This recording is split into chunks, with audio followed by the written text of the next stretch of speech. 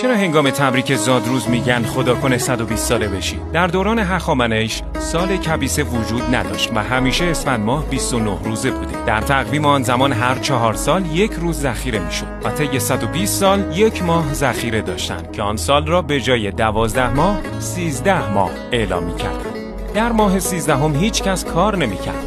همه با خرج حکومت جشن می‌گرفتند و بنابراین مردم در حق هم دعا می‌کردند تا 120 سال عمر کنند تا حداقل یک جشن یک ماهه رو ببینند. برای اینکه بعضی‌ها ممکن بود یک بار این جشن رو ببینند و بعضی‌ها هم عمرشون رو جواب نمیداد. به همین دلیل دیدن این جشن رو به عنوان بزرگترین آرزو برای یکدیگر خواستار بودند و هر کسی برای طرف مقابل آرزو می‌کرد تا آنقدر زنده باشی که این جشن با شکوه رو ببینی. و به این صورت یک تعارف و سنتی زیبا درآمد که وقتی به هم می‌رسیدن میگفتند 120 سال زنده باشی. ایرانیان بین همه باستانیان بیشترین تعداد جشن و شادی رو داشتند و روزگاری شادترین مردمان جهان بودند. افسوس که چرا به این وضع افتادیم. اونقدر به اشتراک بذارید تا میهن پرستان آگاه بشن و برای آگاهی از تاریخ کشور خودت حقایق باستان رو دنبال کن.